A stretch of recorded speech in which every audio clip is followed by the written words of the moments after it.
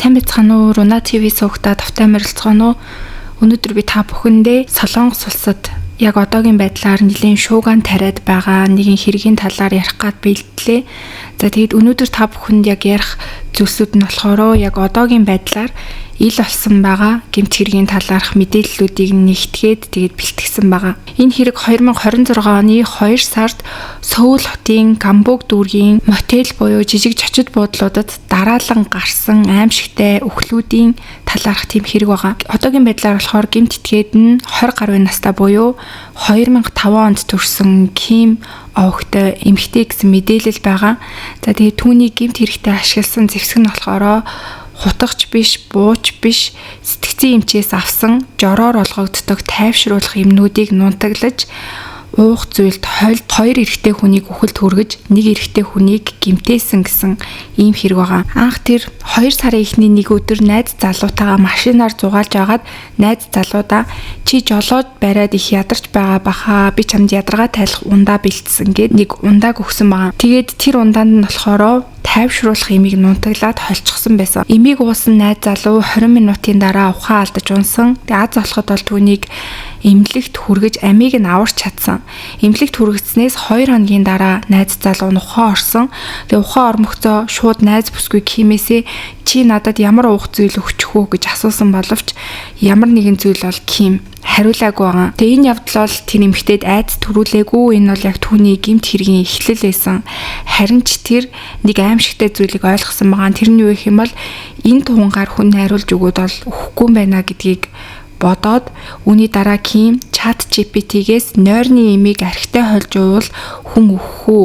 Мөн нойрны им хэр их уувал өөхөх вэ гэсэн хайлтыг хайсан байсан. Тэгээд тэр бол мэдээж одоо яг батлагдчихсан байгаа мэдээллүүд. За тэгээ үүнийхээ дараа болохоор тэр тунгаа нэмэхээр шийдсэн байгаа. Тэгээд аппликейшнаар танилцдаг аппликейшнаар нэг эрэгтэйтэй танилцсан.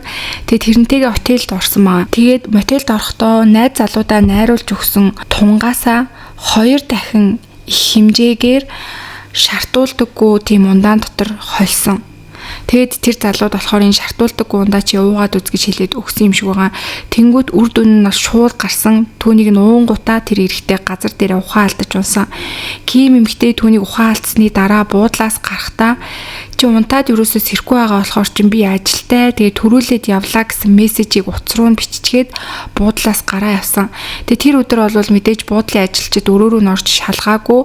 Маргааш нь нөгөө буудлаас гарах цаг нь болоод ажилчид хүн гарч ирэхгүй байсан учраас өрөөрөө нь очоод тэр залууг бол олж чадсан. Харамсалтай нь залуу аль хэдийн нас орсон байдалтай тэр өрөөнд байсан. Тэгээ ингээд ер нь бол буудлын ажилчин мэдээж цагдаад дуудлага өгсөн. Тэгээ цагдаа нар бол яг энэ хэргийг энэ эмэгтэйтэй холбоотой байна уугүй байна уу гэдгийг нь судлаад явж исэн. Тэгээд яг тэр эмэгтэйг бол арай баривчлаагүй, сул чөлөөтэй. Гэхдээ тэр эмэгтэйг бол яг сэжиглээд байж ах хугацаа буюу эхний хэрэгээ үлдснээс 10 гаруй хоногийн хугацаанд Ким Instagram дээрээ 41 пост оруулсан. Тэгээ тэрэн дээрээ болохоор харилцан дагалцъя, надтай танилцж би бинийгээ дахахыг хүсэж байгаа залуучууд ивэл DM чат бичээрэй гэсэн тийм постуудыг оруулсан. Тэгээ тэр ч битэл бүр цагдаад баривчлагдахаасаа 30 минутын өмнө хүртэл ийм чатыг бичээд хүмүүстэй танилцчихсан байсан. Тэгээ 2 дахь хэрэгээ үйлдснээсээ 4 хоногийн дараа дахиад нэг эрэгтэйтэй танилцдаг чат аппликейшнаар танилцаад дахиад мотелд орсон. Тэгээд яг л 2 дахь хэрэгтэйгээ адилхан шартуулдаггүй ундаан дотор нь им холиод түүнд уулгасан байгаа. Тэгээд энэ 3 дахь хэрэг дээр бол тэр залуу бас тэрийг нь уугаад шууд амнасаа алдсан. Тэгээ мөн л яг 2 дахь хэрэгтэй адилхан буудлаас тэр эмэгтэй төрүүлээд гарсан байсан. Цагдаа нар болохоор яг 2 дахь хэрэг гарсны дараа Кимийг бол сэжилжсэн. Тэгээд түүн рүү холбогдоод өөрөө ингээд цагдаагийн газарт ирээд мэдүүлэг өгөх шаардлагатай байна гэж дуудсан юм билээ. Яг албан хүчээр биш. Тэгэнгүүт Ким эмэгтэй болохоор би 7 хоногийн дараа очиж мэдүүлэг өгье гэж хэлээд цагдаа нар тэрийг нь ойлголоо гэж 7 хоногийн дараа мэдүүлэг авахар болчихсон байсан юм билээ. Тэгэнгүүт яг тэр 7 хоногийнхоо хугацаанд дотор 3 дахь хохирогч бий болсон байгаа. Цагдаагийн газар очино гэж хэлсэн өдрийнхөө өмнөх өдөр энэ 3 дахь хохирогчийн амь насыг хөнөөсөн гэдэг нь бол ил болсон. Тэгээ цагдаа нар 3 дахь хохирогч амь насаа алдсны дараа бол шууд энэ эмэгтэйг баривчлах шаардлагатай гэж үзээд гэртээ байхад нь бол очиж Кимийг баривчилсан байгаа. Тэгээ цагдаад баривчлагдсан Ким би тэднийг өхөн гэж бодоогүй. Энэ бол зүгээр миний уудаг юм байсан. Тэгээ би тэдрийг зүгээр сайхан амраасаа гэж бодоод уух зүйлд нь хольж өгсөн гэж хэлж исэн. Тэгээд тэр имийг нунтаглаж урдчлан бэлдээд ундаан толихдоо тунг нь эхний хүнийх дээр, хоёр дахь хүнийх дээр, гурав дахь хүнийх дээр гээд баг багаар нэмээд явж исэн гэдэг нь бол илэрсэн. Бас цагдаа нар түүний гэрийг нэгжиж үзэхэд түүний гэрээс бол их хэмжээний энэ нойрны им олдсон. Энэ имүүд нь болохоор хууль ёсоор эмнэлгээс авсан имүүд байсан. Яг нөгөө өөрөө нойр гүтэлтэй гэдэг дээрээ бичүүлээд аваад тэгээ өөрөө уухгүй ингээд цуглуулад нилээ их болчихсон. Тийм байдалтай гэрээс нь олдсон байна. За тэгээ одоогийн байдлаар болохоор яг энэ хэрэгтнийг цуврал аллагын хэрэгт гээд баривчилчихсан. Тэгээд яг энэ хэргийг нь судлаад ингээд байж байгаа. Тэгээ яг ямар зорилгоор эрэгтэй хүмүүсийн амь насыг хөнөөсөн гэдгийг нь шалтгааныг нь бол мэрэгжлийн гэмт хэргийн сэтгэл зүй судалдаг хүмүүс бол түүнтэй уулзаад тэгээд ярилцаад байж байгаа гэсэн мэдээлэл байгаа. Түүний хувьд эхний залуу нь бол найз залуунаас 2 3 дахь залуу бол огт танихгүй анх удаага уулзаад буудалд дагуулж ороод тэгээд амь насыг нь хөнөөсөн юм танихгүй 2 залуу байсан гэдэг нь бол ил болсон. Тэгээд одоогийн байдлаар хүмүүсийн хамгийн их уур бухимдал төрүүлж байгаа зүйл бол цагдаа нар маш удаан ажилласан байна.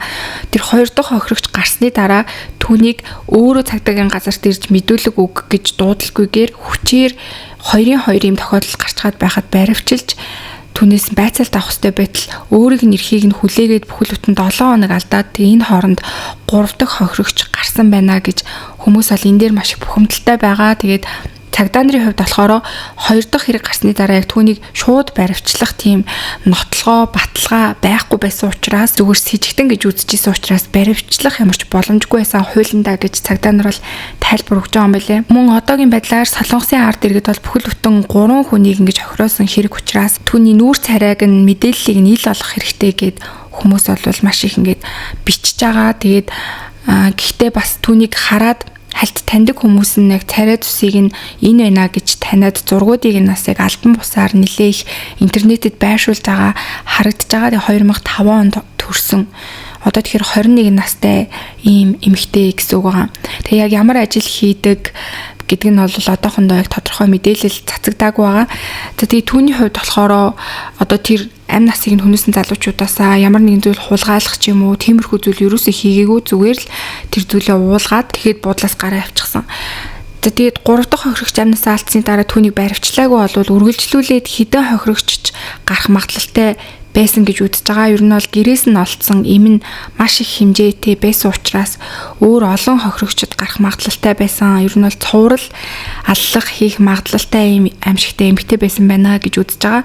За тэгээд бас psychopath-ийн шинжилгээг бас одоо түүн дээр авж байгаа юм бэлээ. Тэгээд яг хамгийн дээдлийн оноо нь бол 40 оноо байдаг. 40 онооноос хэдэн оноо авах вэ гэдэг нь яг гарч ирэхээр бас олон нийтэд Солонгосын цагдаагийн газраас тайлбарлаж зарлах байх гэж бодож байна.